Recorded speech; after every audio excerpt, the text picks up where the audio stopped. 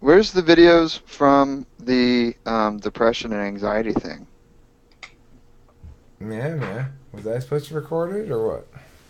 Getting tickled so it feels better.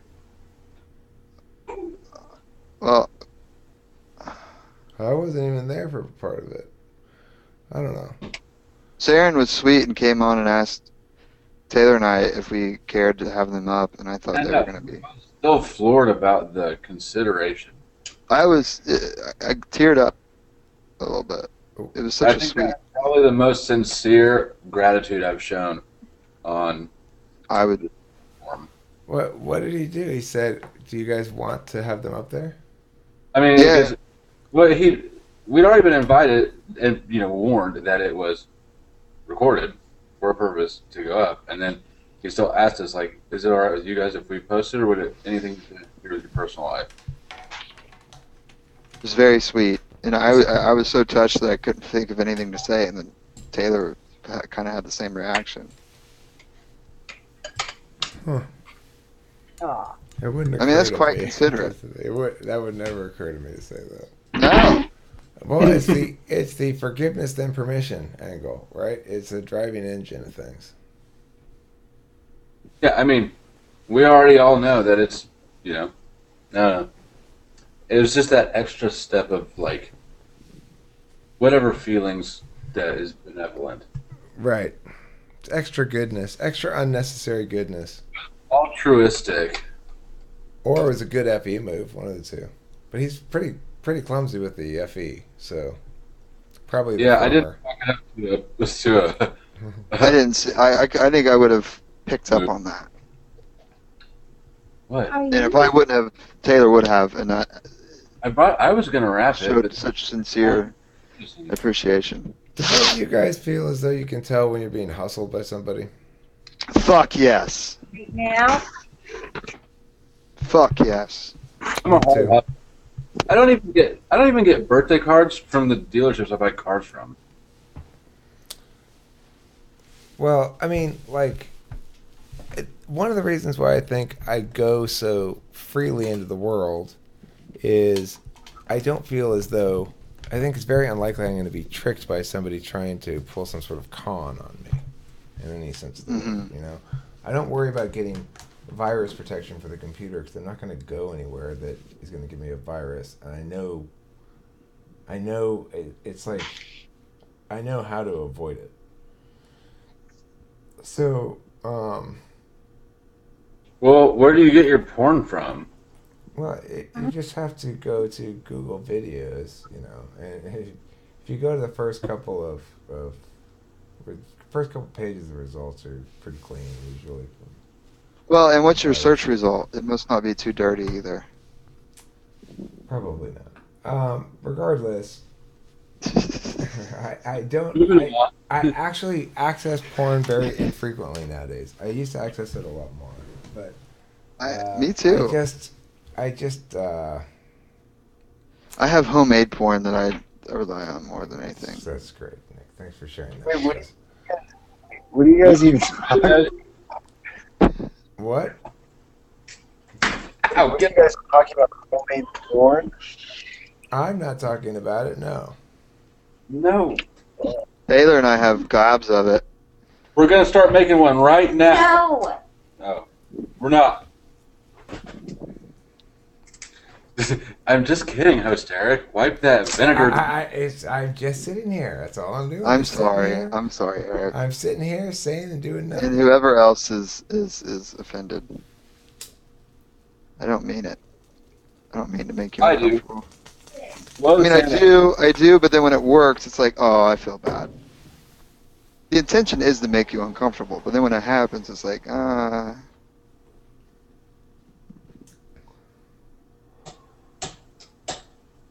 and I really wish I had some reefer. I mean, goodness.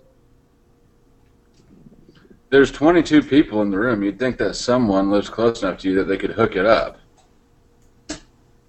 Hook up what? Some bud. Oh, Nick's out of weed? Oh, I have plenty of connections. It's What you lack of need, resources. what you need is metaphysical weed. I'll send you some. Okay. You know, if there's any I drug smoked you the should get, last bit of bud that I bought. I think I smoked with Eric, and he left me right afterwards. I did. I left you. Shortest visit out of the trip, I'm sure. No, that would be Trenton.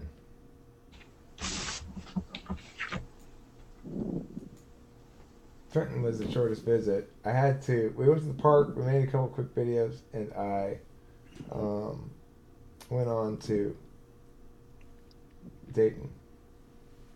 No, I went on for my car to break down, and then I got stuck in Goodenville. That's what happened, I think. Regardless, here's probably the second shortest visit. You caught me at the end of a long day of driving. Sorry about that. Ken caught me at the end of an even longer day of driving, and I had to quit on him. I was just like, I can't do this. I gotta go to bed. No, that's cool. couldn't handle your sloppy laundry folding at all. How much laundry did he fold? Like, did he finish it? Just like, I don't even remember actually. I think he probably did. Yeah, I think he did finish it. But that wasn't the purpose of it. I wasn't trying to get him to fold my laundry. It was just I know, but you can see his face that it's just like he knows that he shouldn't be folding your laundry, but you're just gonna fuck it up so bad that he's just gonna do it. Yeah. That's true. When Nick folded the laundry. I'm sorry, Ken. My bad. That was so funny. Yeah. I've got a fairly emotional video with Nick though that came out pretty good that I'll put up at some point. The emotional ones seem to get more well received. Not by me. Yeah, I know, not by you, Taylor. If I made everything for Taylor, then it'd be a narrow audience indeed. But it would be exciting as fuck and a little bit weird. No, I mean we're not talking about our ENT penises. So I'm gonna start calling Taylor Girth instead of like Garth. It's just gonna be Girth. What's up, Girth? Anybody in this room, we've got a lot of people in here, want to suggest any topics, ask any questions or anything like that, or come on camera or come on mic, you're all, of course, encouraged and welcome to do so. I've grown fairly accustomed to large amounts of people not wanting to come on camera or go on mic, and that's fine too. But we like shit to riff off of. If you want to throw out any ideas or questions or stuff in the chat, then we will attend to those since there's such a large number of people in here at the moment. Neptune and Kay need to get on camera. I've never heard of a camera. What decade are we in? Anybody else? Let's see. Elsie's having a think session but doesn't know what she's thinking about, so she can't share it. Well, that's a good reason not to have anything to offer. Elsie, I appreciate you sharing that reality with us. I think people. The sixth slot. Say again? What was that? The differences between the fifth and sixth slot, like which one you're more adept at, and like how to turn them on. I don't know, like things like that. Okay, I think it's a good topic. My take on the fifth slot is that it's the inverse of your dominant function.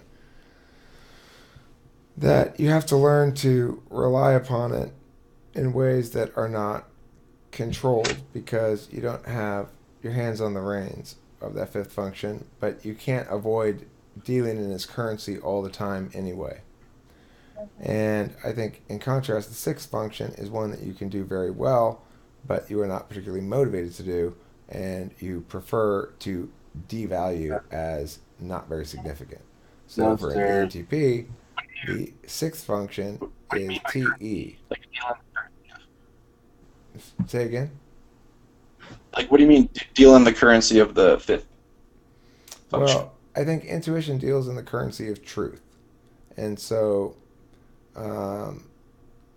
FE an FI deal in the currency of perceptions and personal value. And, It's a very selfish function. well, She's not even here. It was a jab, and she went downstairs. the S's are they deal in the currency of action or decidedness, I guess. Decidedness. Things that are decided. And then T deals in the currency of consistency, efficacy. So it's like consistency within internal frameworks and consistency with external outcome data. So either way, it's a consistency thing. So that's what I mean by the currency of is each one requires certain things and pays off when you get certain things. Since for me, FE is in the third slot, that means I mostly get my payoff in that. But I also get payoff from good TI, so if shit fits together nicely and it's consistent, you know? With the truth functions, which are extrovert and introvert intuition, since I'm valuing all the possibilities I could generate off of an existing truth, then what that means additionally is that I've got to understand what existing truths are and get a sense of what a truth is, right? It's necessarily so that I utilize NI sort of unconsciously in order to execute NE upon it. And in contrast with the TITE, it's a framing of impactful factors that is often mutually exclusive. That, you know, prioritizing the consistency with internal models precludes one from taking the action that would create the outcome that TE promises. So that's my initial thoughts on it. Anybody else want to chime in? I gotta have a smoke, but not enough computer battery, so I will be back. Right.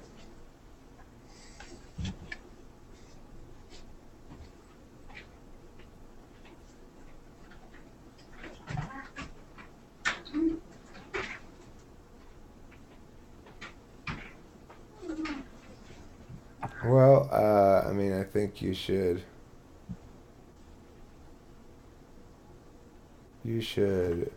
contact him and say I just tried. I'm concerned. He's gay, he's a drunk, and I think he has a problem being gay. It's a really hard thing.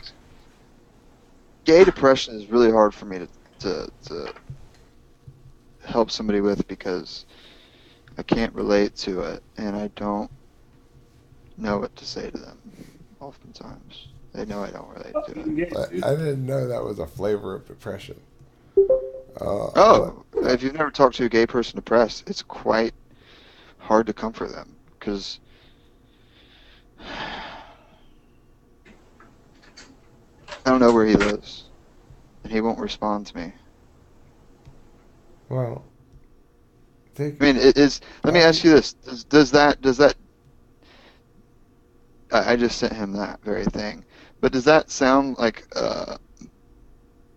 reason enough to be concerned? That type of sure, poem? Do you think so too? absolutely. Depending on other contextual clues, I mean, it could be a relationship thing, right? Is he breaking up with I don't somebody? think so. If he's breaking up with somebody, it might be related to that. It might not be anything about suicide. But if it's related to other things that tend to correlate with suicidal thoughts, then yeah, you should try to intervene to some extent, to the extent that it is reasonable and plausible for you to do so. And if nothing else, that expression may in and of itself provide enough warrant to stay a undecided hand. And if not, then you've done what you could do.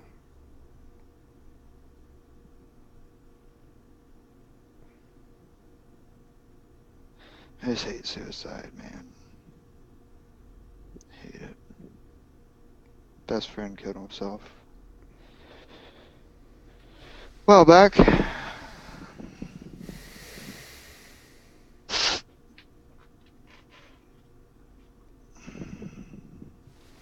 I had A lot of things. things. It prevents like a lot of people when they've like attempted to commit suicide and then it failed. Like for example, the people that jump off bridges, they regret the jump like as they're falling. Every single one of them.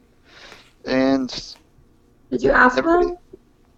well, it was a study done on it. And then I also think that The everybody people goes that through hard survived the times. jump, like probably.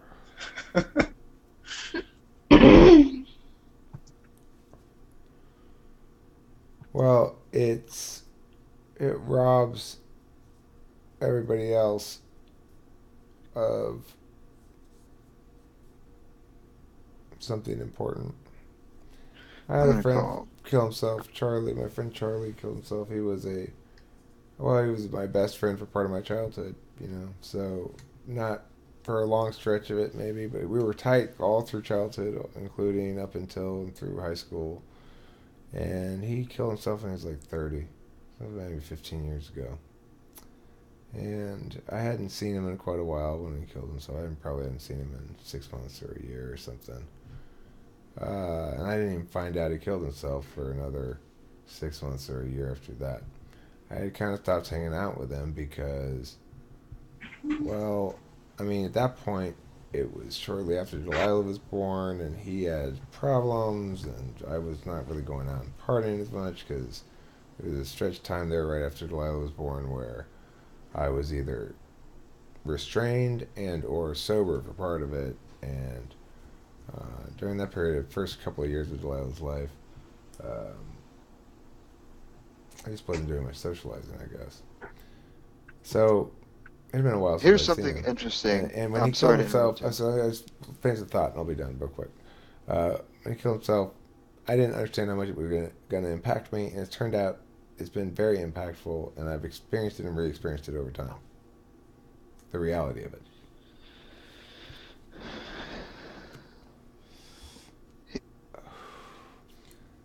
No, it's bad because I feel bad about it, right?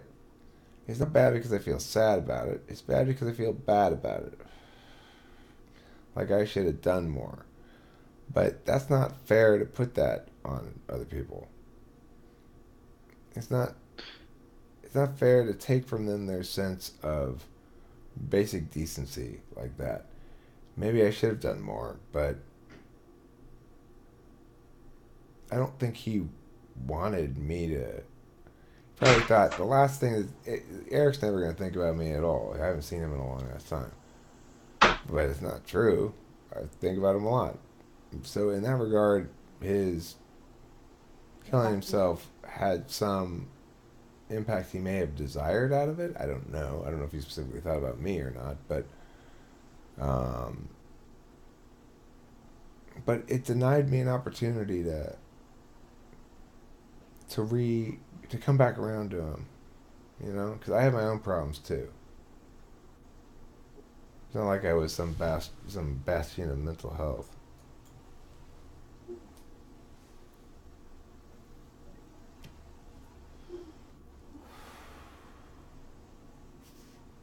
That's what's wrong with it. It places a burden on the survivors.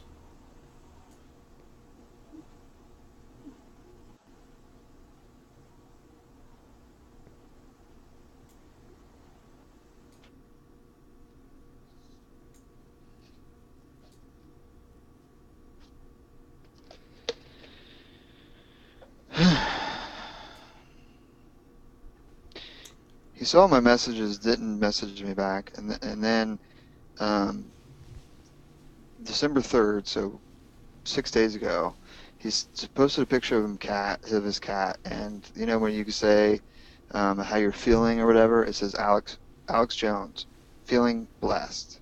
One of those things. Name for the heavens, they saw how good you were and wanted you to come home. Wanted you home. Rip Celeste. Like, that's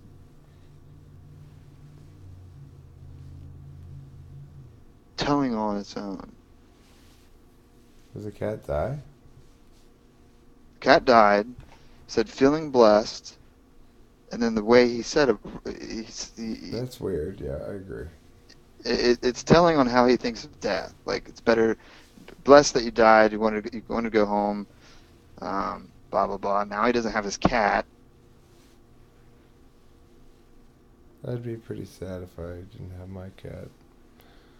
Without either dog, you know, I'd be pretty lonely around here without the cat after having so much liveliness with the three animals for a little while. The cat's been really affectionate and just been nice. She's an That could have been important his member of my lifeline for a family. while. I mean, I don't think I'd ever get suicidal like that, but Well, if you're um, already there and you're not right, as yeah, lonely, it could be a big difference for you could sure. sleep. You could slump. Like if you're already. I mean, there's good reasons why he was on my suicide watch list. Sorry, There what are you aren't guys talking about? there aren't any reasons. Elsie, it's introverted feelings by itself. It's a reality, an understanding that you you counted on something that no longer is available to you, um, or They're someone. gone. They're gone, and that you're not going to have any more opportunity to make new meaning with those individuals participating in the newness of the meaning making. You may have the And you ability also, to recognize that, make new meaning out of what you already know about them, but they don't get to participate anymore, and you don't get to talk to them anymore. You know.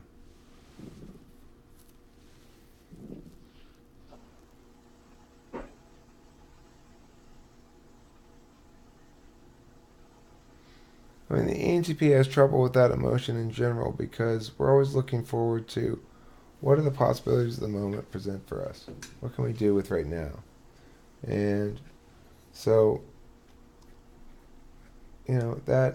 that means we don't want to spend time thinking about the loss we've experienced. But some of them, when it's, uh, you know,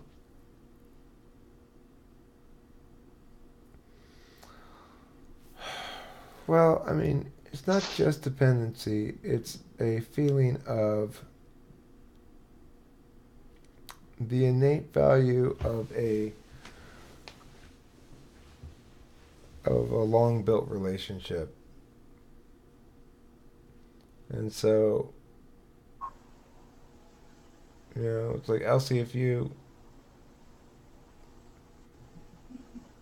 if you were to go back and like make a playlist of all the videos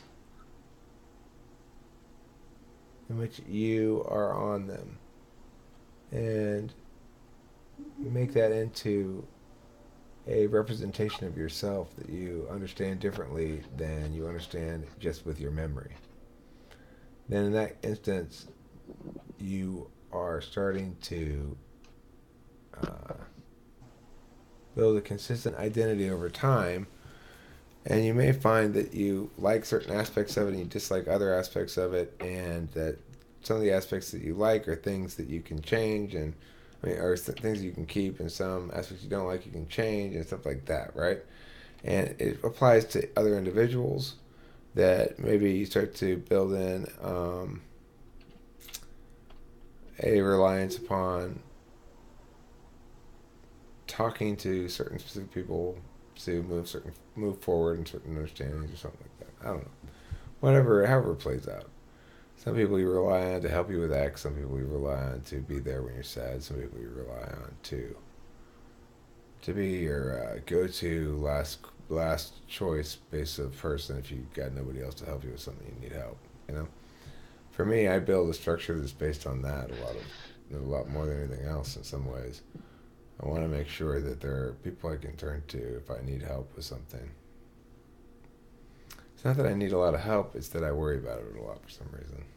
do you think do you think you feel the um, need to repay that in some way? I like to prepay it. I like to have things Gotcha. set up where people people owe me for whatever, or they they need me. Did you forget you're visible again? No, I just You just like to make faces. I make faces a lot too. I try to stop I'm in them. a.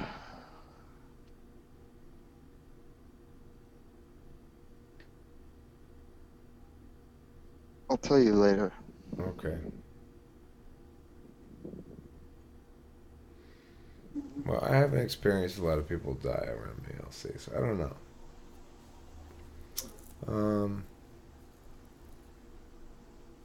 I know that it's possible, theoretically, to experience a loss and not feel anything, and to redirect your attention indefinitely. Oh, I see. Um, well, that'll do it for you. That's good times. Good times with your friend from Colombia. So, that distracted me. I like that. That's good disruption. That totally distracted me. Okay, so we're talking about something though. What were we talking about? Suicide, losing people. You haven't left. You haven't lost a whole lot of people. Right. Blah, blah, Yeah, boom, death. death, Fun times. death. Well, I mean, the thing is, there was really a time not that long ago when I felt as though I was losing people left and right from a close people perspective. So I sort of lost my best friend. I had lost my wife, ex-wife now, and um, there was a moment when I was really feeling like I was pushing ahead against the naysayers and whittling myself down to a very small core group of people that was smaller than I was comfortable with, and you know, feeling kind of up against a wall metaphysically. Like, here I am trying to make my way as I think I ought to, and getting pushback from people. And when I'm persisting despite their pushback, they're leaving me, and that's hard to deal with. So at that juncture was when my former AA sponsor, back when I was in AA, I thought for a second that he had unfriended me on Facebook, and so I was like, I was not in a good space in a lot of different ways, and I said like, hey, why did you unfriend me? Um, and wrote like a paragraph or something in which I don't even remember what I said, but it was something along the lines of, God damn it, what is going on? Why is life so difficult? Something like that. And he texted me back, or Facebook messaged me back with the response, there's nothing wrong with you.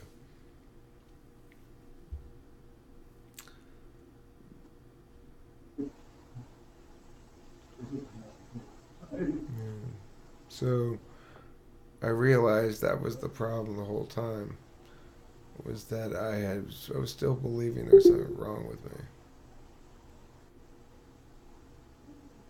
For me, that was my problem. I had internalized that, and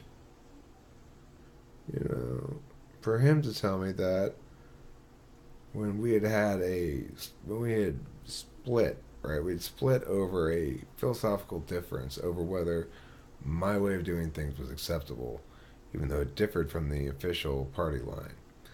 And it wasn't acceptable according to the party line, even though I had plenty of good arguments as to why it should be.